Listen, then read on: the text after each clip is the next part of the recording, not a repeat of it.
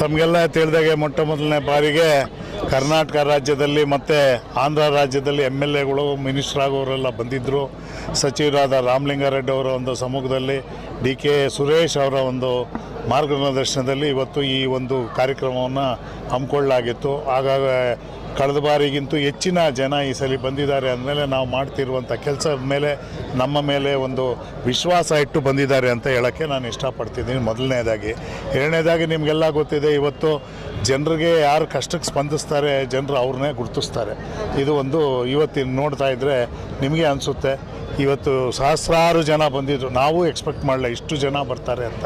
ನಿಜವಾಗ್ಲೂ ನಾನು ಯಾವ ರೀತಿ ಹೇಳಬೇಕು ಅಂದರೆ ಅವ್ರಿಗೆ ಆಭಾರಿ. ನಾನು ಜನರಿಗೆ ಭಾಳ ಧನ್ಯವಾದಗಳು ನಿಮ್ಮ ಮುಖಾಂತರ ತಿಳಿಸೋಕ್ಕೆ ಇಷ್ಟಪಡ್ತೀನಿ.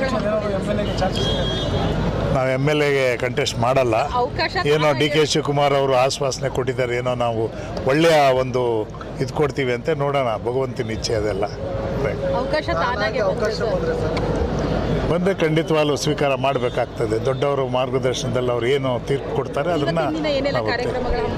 ಮೇಡಮ್, ಇವತ್ತು ಬ್ಲಡ್ ಕ್ಯಾಂಪ್ ಹಮ್ಮಿಕೊಂಡಿದ್ವಿ. ಬಡವರಿಗೆ ಉಚಿತವಾಗಿ ಬಟ್ಟೆ ಕೊಡುವಂಥದ್ದು ಕಾರ್ಯಕ್ರಮ ಹಮ್ಮಿಕೊಂಡಿದ್ವಿ. BBMP ಕಾರ್ಯಕರ್ತರುಗಳಿಗೆ ಭಾನುವಾರ ಕೂಡ ಬಟ್ಟೆಗಳು ಕೊಡುವಂಥ ಒಂದು ಕಾರ್ಯಕ್ರಮವನ್ನು ಹಮ್ಮಿಕೊಂಡಿದ್ವಿ. ಕೆಲಸಗಾರರಿಗೆ ನಿಮಗೆ ಗೊತ್ತಿದೆ, ಹಿಂದೆ ಎಲ್ಲ ಕೊರೋನಾ ಅದು ಇದು ಬಂದಾಗೆಲ್ಲ ಬಹುಶಃ ಯಾರೂ ಈ ಕಡೆ ಏನೂ ಮಾಡಿಲ್ಲ ಅಂಥ ಒಂದು ಕೆಲಸವನ್ನು ನಾವು ಮಾಡಿದ್ದೀವಿ. ಮಾಡಿ ತೋರಿಸಿರೋದಕ್ಕೆ ಇವತ್ತು ಜನರು ನಮ್ಮ ಮೇಲೆ ವಿಶ್ವಾಸ ಇಟ್ಟು ಇಷ್ಟೊಂದು ಬಂದಿದ್ದಾರೆ. ನಾನು ಕೂಡ ನಿರೀಕ್ಷಿಸಿಲ್ಲ ಇಷ್ಟು ಜನ ಬರ್ತಾರೆ ಅಂತ. ನಿಜವಾಗ್ಲೂ ನನಗೂ ಕೂಡ ಭಾಳ ಸಂತೋಷ ಆಗ್ತಿದೆ. ಹಾಗಾಗಿ ಇನ್ನೂ ಹೆಚ್ಚಿನ ಸೇವೆ ಮಾಡೋದಕ್ಕೆ ಒಂದು ಸ್ಫೂರ್ತಿ ತುಂಬಿದ್ದಾರೆ ಇವತ್ತು ಅಂತ ಹೇಳೋಕ್ಕೆ ಇಷ್ಟಪಡ್ತೀನಿ. ಸದ್ಯದಲ್ಲೇ ಸಂಕ್ರಾಂತಿ ಬರುತ್ತೆ, ನಾಡಿನ ಜನತೆಗೆ ಏನು ಹೇಳಕ್ಕೆ ಬಯಸ್ತೀರಾ ಸರ್? ಸಂಕ್ರಾಂತಿ ಹಬ್ಬದ ಸಮಸ್ತ ಕನ್ನಡಿಗರಿಗೆ ಸಂಕ್ರಾಂತಿ ಹಬ್ಬದ ಆರ್ಥಿಕ ಶುಭಾಶಯಗಳು ಹಾಗೂ ನೂತನ ಸಂವತ್ಸರದ ಶುಭಾಶಯಗಳು. ತಮಗೆಲ್ಲ ಒಳ್ಳೆಯದಾಗಲಿ. ಭಗವಂತ ಆಯುರ ಆರೋಗ್ಯ ಐಶ್ವರ್ಯ ಕೊಟ್ಟು ತಾಯಿ ಭುವನೇಶ್ವರಿ ಆಶೀರ್ವಾದ ಸಂಪೂರ್ಣವಾಗಿ ನಿಮ್ಮ ಮನೆಯಲ್ಲಿ ಇರಲಿ.